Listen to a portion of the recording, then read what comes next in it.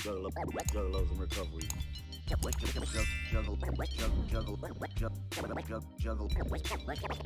in recovery. Juggalos in recovery. So we are doing another love song. Motivation often stems from deeply personal experiences, emotions, and realizations. When it comes to staying sober, traditional incentives like improved health, restored relationships, and achieving stability are commonly emphasized. However, some ninjas may find inspiration in unexpected or unconventional places, such as another love song. Though laden with violent imagery and dark humor, the song offers an exaggerated and chaotic reflection of human emotions, which can provoke introspection and paradoxically serve as a unique catalyst for sobriety. ICP's brand is built on pushing boundaries, often mixing grotesque imagery and with absurd humor to explore the darker side of the human psyche. In another love song, Jay swings wildly between professions of devotion and homicidal rage, delivering an unfiltered portrayal of irrationality and unchecked emotion. Lines like, I could buy you a Lexus truck with a white leather interior, juxtaposed with, I'd rather kill you. That kind of highlights the extremes of love and anger in a way that is both unsettling and darkly comedic. For someone reflecting on their own behavior, particularly those influenced by substance abuse, this hyperbolic narrative can act as a metaphorical mirror. Jay's inability to manage their emotions or make rational choices might resonate with ninjas who have experienced similar struggles while under the influence of drugs or alcohol. Recognizing these extremes in a satirical context can provide clarity about the dangers of emotional instability and the importance of sobriety as a foundation for self regulation. One of the most striking features of another love song is its absurd escalation of violent fantasies, such as I could take all the face paint off and get a real job working for your dad, but I'd rather take this 10-pound axe and stick it in your daddy's forehead.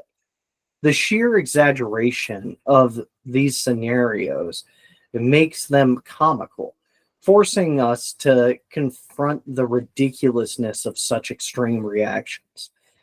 This over the top storytelling can prompt us to reflect on how irrational or destructive their behavior might have seemed during moments of intoxication or dependency. For ninjas in recovery, this reflection can serve as a turning point.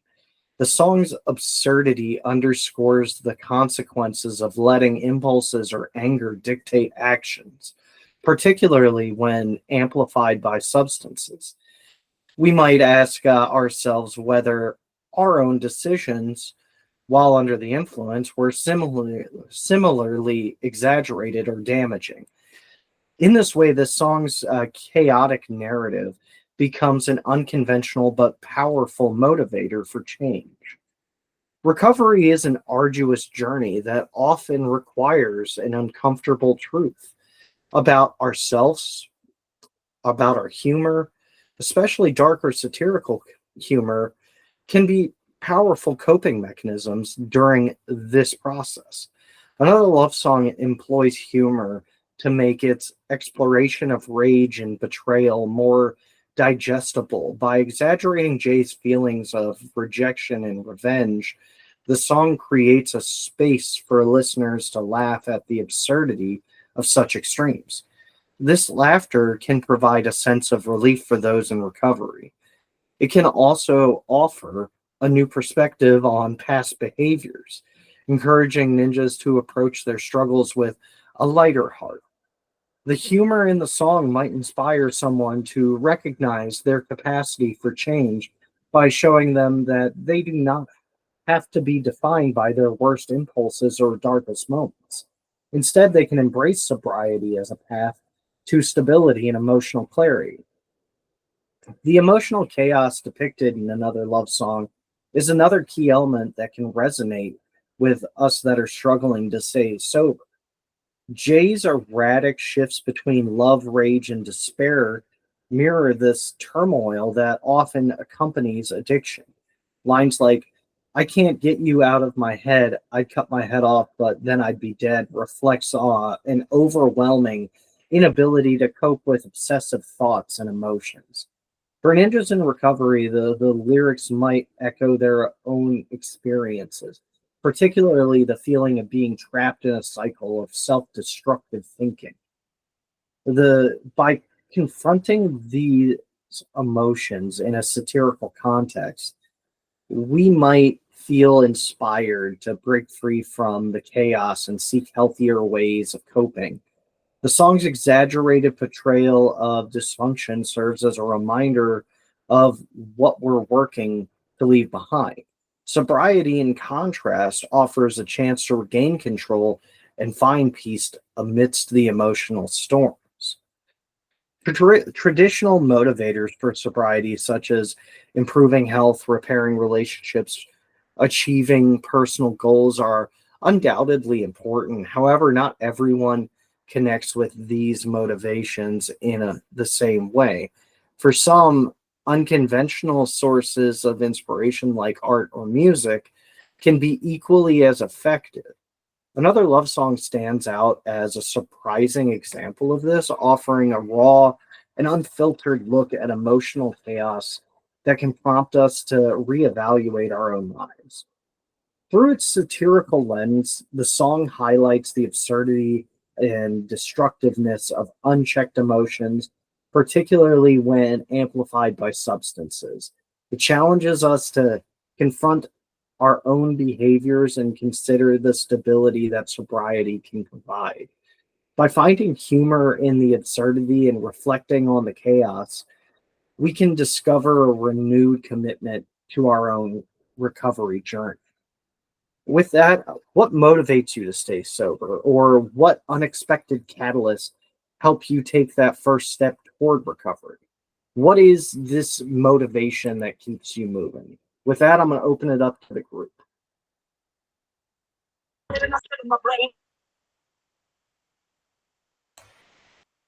All right, Jake, you usually have a pretty refined take. What you got?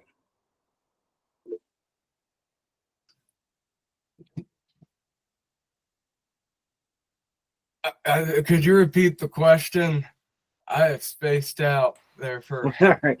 What's an unusual motivation that you had to stay sober, or what's something that helps you maintain your sobriety?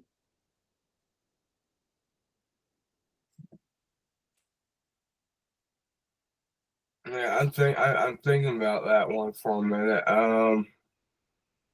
I know this. I know, like 2 years ago, the severe stomach pains was uh kind of an abnormal thing that forced me to quit drinking and stay sober from that. And whenever I get an upset stomach, it's like my kryptonite. I just feel like weak as fuck and I can barely move and like do anything. So that's one motivator. But I've quit for about 2 years. As far as like staying away from like other drugs I like to do, like Molly, ketamine, and shrooms, I I lately have been setting or making plans to film some comedy skits next year, and I really have to focus much of my time and energy on finding a cast and finding crew to put together and writing the shot list for the shots that I'm going to take and communicating with everybody on the schedule and locations and finding locations. And so I guess like putting my focus like onto that is kind of an unusual way for me to stay sober from like the other drugs that I do, because we're getting close to the New Year's, and I just want to like trip out on like shrooms and do some ketamine, but I also promised myself that I would focus on filming these comedy skits for next year, and I got like over 20 short skits written on my laptop. So yeah, that's something that's been helping me stay sober. Dope. I love that. I want you to stick to it before you decide to go out and party it up. Stick to your plan. Get your things accomplished. And then if you feel that you still want to do those things, go do those things. But don't let it take control of you. All right. Josie, you got your hand up? No, Josie, Petey wanted to talk and he asked me to raise hand because his Okay, phone Petey, is what you being got? dead and two phones is being Man, whoop whoop everybody. Happy holidays. Hope good day was today. Things that motivate me or keep me sober is I see the crowd I used to get high with like daily, and like I want to be like that anymore. Plus my mom is dying. She has end stage adrenal failure, which is a kidney failure for all those who don't know. So she has dialysis 3 days a week. But Christmas she has dialysis like almost all fucking week that week, so I won't be going home for Christmas. But those two things right there make me really stay sober, and like my sober friends and my connections, my girlfriends, my cousins, my family, just in general. My grandmother looks at me and like always reminds me, what would Papa think? What would my grandfather think if I did that? And his words were so meaningful, and his advice was so empowering on me that I need to do it for him, for the memory of him, and for the safety of my mom, even though she doesn't have that long to go, not too many more celebrations, as she says. But I'd be optimistic and say she has a minute to go. She can beat this. But that's what really keeps me sober, and not wanting to be an asshole and be a fucking drunk bot, cracked out crackhead, lying and stealing to fucking feed my habit anymore, man. I'm tired of dying. I've died 10 times on heroin. I'm creeping from heroin for fucking 2 years and 2 months now. And I'm done going to ERs for fucking drug related shit and losing my mind to go to a psych ward for a high. Like, fuck that, bro. I got bigger, better things I can put my energy and time into. It's like Kevin Gates says, anything lost can be obtained can be obtained back except for time wasted. I can't waste no more time, bro. 'Cause I've wasted too much already, so I can't get that time wasted back. All I can do now is move forward, have a plan of action, and stick by that plan, man, and help others in recovery that I can reach out to, and hope that I pay it forward and they they are appreciative of the advice and tips and just listening ear to vent to. That's what keeps me sober, man. It's my people, my circle, myself too, but my people mostly. Thank you, Petey. That's a good way to look at it. Skylar, you got your hand up? Let's hear what you got to say. I guess the most unusual reasons would actually be a couple: bravery, courage, memory, and a better romantic life, so to speak, for sobriety. Because a lot of the times when I was using because I wanted to hide from how I felt or hide from things that were hard or uncomfortable. Oftentimes that would affect my memory to where I thought I was getting high to celebrate something, but instead of remembering this great moment, I would completely forget it. It would just be blank. And then like romantic life, I had such like a low self opinion of myself and lack of courage and anxiety. I wouldn't be able to get it up unless I was like three sheets to the wind, high as balls. And for a long time, I could only like perform quote unquote when it was like I was like high as shit. And learning how to be sober now, and learning I don't need substances to feel okay with myself or love myself or feel confident, that true bravery isn't hiding, it's confronting things you know that are hard or scary head on. You know, no one has the right answer. No one's got the perfect words or the perfect actions. It's just something you try your best. That's all you can ask of yourself and anyone else. It's my motivations for staying sober.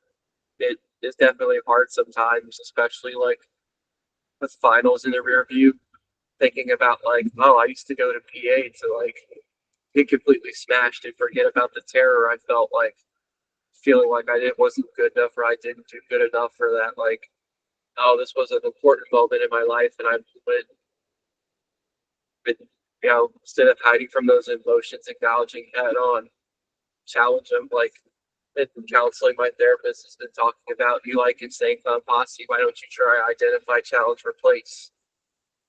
You know, instead of like, oh, I fucked up, I failed. Well, identify that you feel that way and then challenge it. Well, how did you fail? Replace it with something good. I don't know. Excited to try and keep going in that and growing in that vein, because I don't know, just a lot of anxiety and terror and fear of life for a long time, using substances to hide.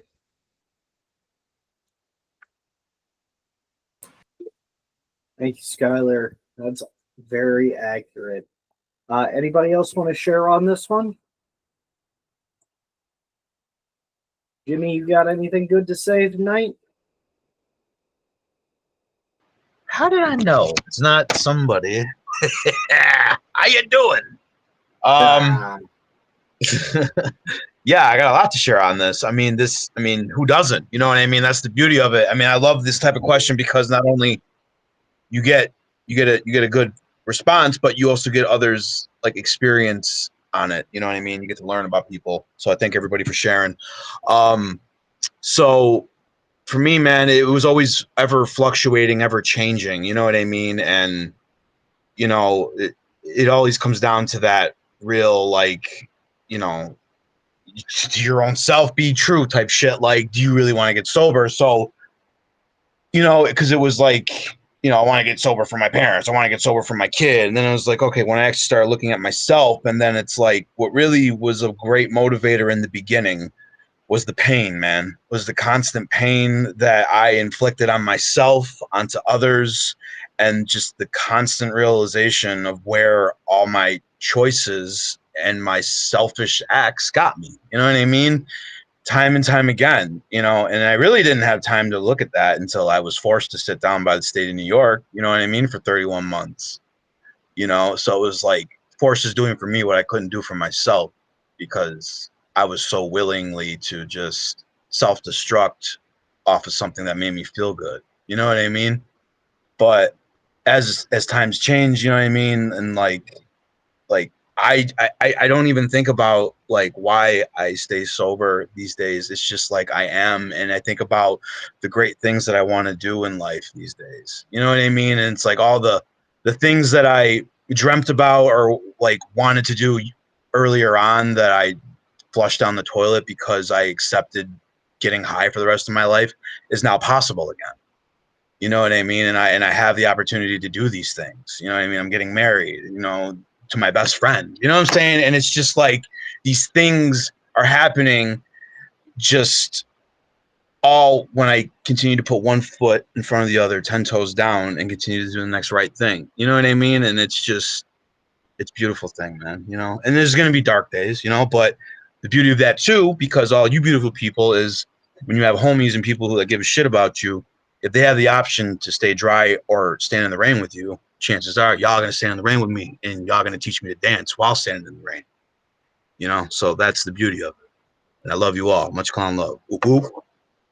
It was beautiful, Jimmy. Thanks so much. D, what you got? You're muted, so I can't hear if you're saying shit. Sorry, I was giving my kids instructions before I unmuted. Understood. Being a dad. So my catalyst when I got sober, kind of like Jimmy, it was the pain and the misery. I was sick and tired of being sick and tired. I was living to get high and getting high to live. You know what I mean? And the like Jimmy was saying, that's all the self-inflicted stuff, right? That was my catalyst to finally get sober this time. Like I was just such a miserable, broken human. And when I looked in the mirror, I didn't even notice who I was anymore. I was just a fucking shell. And I'll be honest, I've told people this lately and recently. My first driving force 6 months of sobriety was spite. I was getting sober out of spite to prove all the people that thought I would never make it, that I would never be anything but an addict, that I was going to spend the rest of my life in prison. All these people that's the way they viewed me. I did shit out of spite. I'll show everybody in the world that I'm better than what they think I am, right? That was a driver to overcome addiction. You know what I mean? And now from doing that and from owning my shit and coming to the realization, like Jimmy was saying, that I played a part in everything, in every choice in my life, right? That led up to there, right?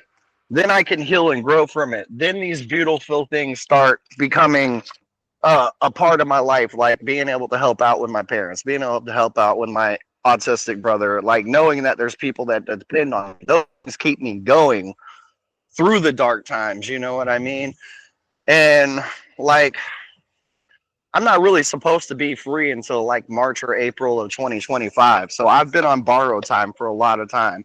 So because I've been out of prison since 2014. So it's like trying to do something positive with this borrowed time that I have, and be an impact by using my life experience in the things I've went through to try to help others the best I can. That's what keeps me motivated. Is living not for self, but to help other people in what other way, in any way I can. You know what I mean? That's what keeps me going at the end of the day, right? Because I know that I can be an impact on whoever I choose to surround myself with. But at the same time, I could surround myself with bad people and they could be a bad impact on me. So that's like another thing I had to learn in recovery, is to be careful who I invest my time in.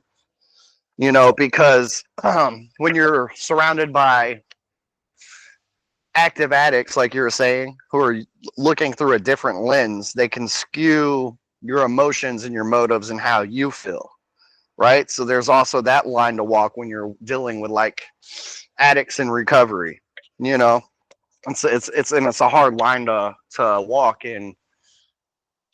Between my coworker in Al-Anon and between Juggalos and recovery, like I found it at a place that helped me grow to get past like the codependency issues and the attachment issues, and learning to see people's motives easier. You know what I mean? But that's about it. I feel like I'm rambling. I'm gonna shut up. All right, thanks so much for sharing, D. All right, Brian, let's hear what you got to say.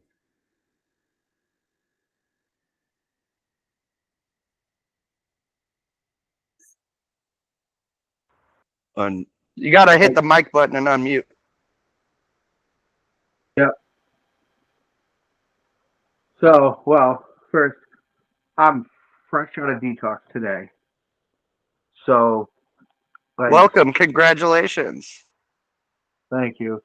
Really, what's gonna be my main motive right now is a lot of like what you said, just how sick I was. I was so sick. I was waking up every day. Everything surrounded around alcohol. Everything.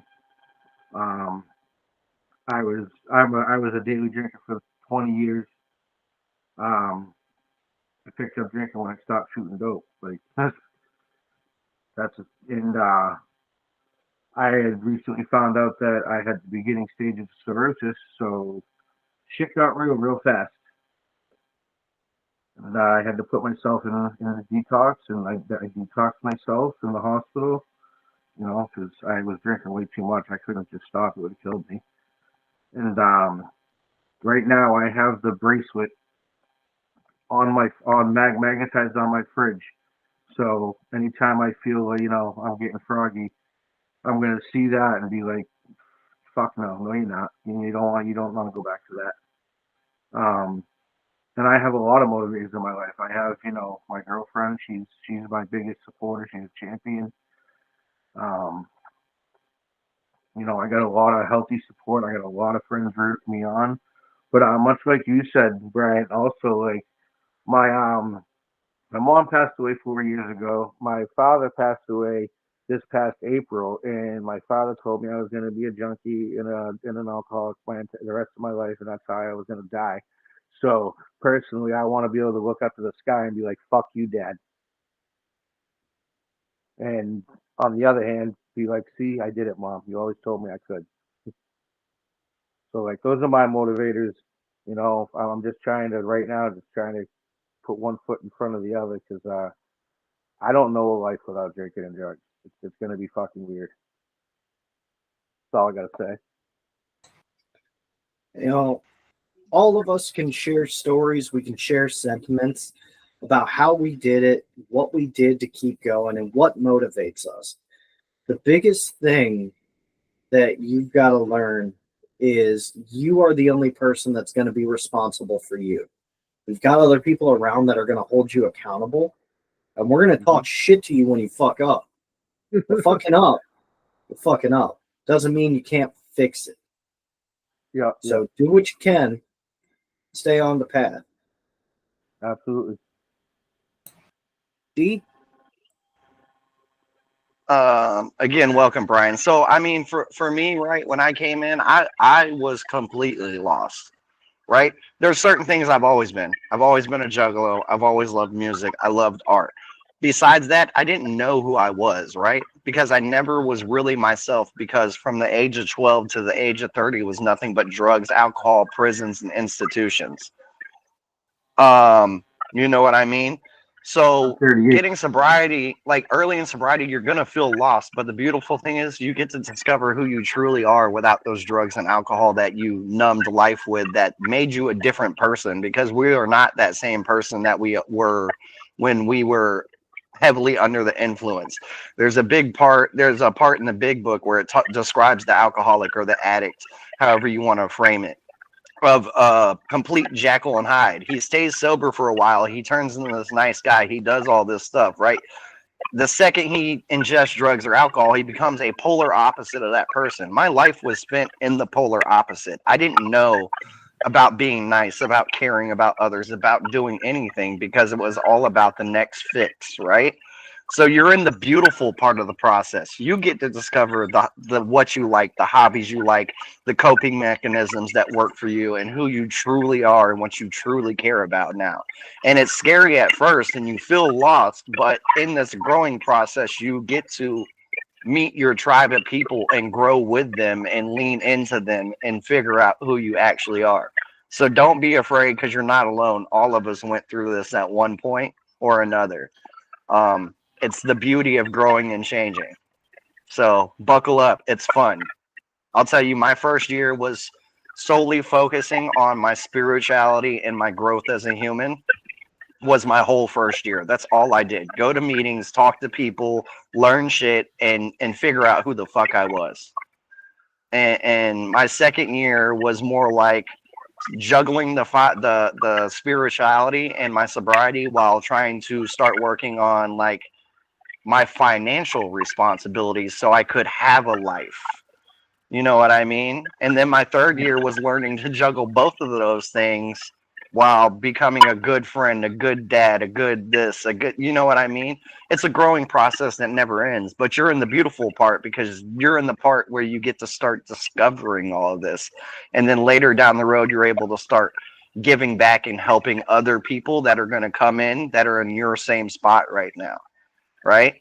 That's the beauty of it, because your story is going to be able to impact somebody better than what my story can, or Jimmy's, or Cassie's, or whatever. Your story is going to be meant for a certain person that goes, everything that you've been through is speaking to my life in volumes. You know what I mean?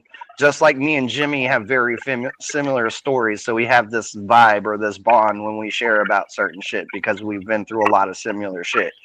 So there's a specific reason you're going to go through these things in life, figure out who you are, and it's going to be able to affect people that aren't going to be affected by other people except for you. So just buckle up and get ready for the ride. You're in the beautiful process. It's messy, it's ugly, emotions are chaos. There's a saying in the room that the good thing about sobriety is you get your emotions back. The bad part of sobriety is you get your emotions back, right? Now you got to learn how to deal with all these overwhelming feelings that start flooding in. And just know we've all went through a similar path and you're not alone. So you need to come in and talk about emotions and what you're going through and how you're struggling. That's what this shit's for, right? What are you going to do now that the drugs and alcohol are gone, right? How do you handle these things? Well, you got a group of people here to give you a whole bunch of different perspectives. So get ready. It's beautiful. It's ugly, it's messy, but it's beautiful. Heard that. Whoop, whoop. Did you call me? You said ugly, messy, beautiful. What? Go ahead, Jimmy. He said ugly, messy, and beautiful. I thought he called me. What? Yes, that's you, Jimmy. Go ahead. Speak again. Triple dip. I'm just learning from you, man. Come on. Brian, if it's on your heart or mind, say it. I mean, hold on. I'll get it out of my heart. 1 second. Brian, welcome to the greatest fucking show on earth, man. This it really is. I mean, like, and everything he talked about is completely 117 motherfucking % true. But do not get discouraged, because think about it. Like you said, coming off alcohol, that motherfucker should kill you. You already know that. We endured so much chaos, so much monstrosity, so many situations, for me at least, where I should have been dead, and I ain't. And we got through it. So it's like the emotions, the roller coasters, the things that we numbed for so many freaking years, the thing that I had to give up that was my best friend that I always knew so much about, that was killing me. Well, guess what? Of course it's going to be fucking hard because, you know, Rome wasn't built in the night. I didn't fucking become an expert on how to utilize all this shit that is completely pointless and I can't claim taxes on. You know what I'm saying? So then, therefore, you know, I have to give that all up. And then it's like you're confused and you're like, I don't know who the fuck I am. Well, that's like he said, that's the beautiful part, because then you get to know who you are. You get to know who you are supposed to be rather than who I was trying to transform into. You know what I mean? And some days it's going to be fucking crazy. You're going to want to fucking explode and then just like rip your face off of the wall, put it back on after you poured salt on it. You know what I'm saying? While like singing like the Lion King anthem in your underwear, pouring piss on yourself. You know what I'm saying? Isn't he? I don't know. But, you know, see? And all the screws will not be put back into place. I can say that personally. But what all that matters is that you're living and feeling and doing better than you used to. You know what I'm saying? And I like me, I like to overcomplicate shit and think about what I'm going to do 10 years from now when I haven't even did something today at this moment. So it's really trying to keep shit simple as much as you can. You know what I mean? Is like even like I got to like hit my head off of a wall 1,000 times and purposely have to wear a helmet to calm down, settle down. You know what I'm saying? So and you get to meet a lot of colorful, beautiful people like myself and Dee and Cassie and fucking Chris and Monster and Josie and fucking Petey and Juggalo Jake and everybody who ain't here yet, because you'll meet them soon if you keep coming. And I like you. So keep coming, motherfucker. Clown love. There's a meeting every day of the week. So join them all. Go to juggalosandrecovery.com. We got tons of meetings going. And I love when you show your beautiful, ugly ass face, Jimmy. I was trolling you while you were talking. That's okay. I'm used to it. I love you.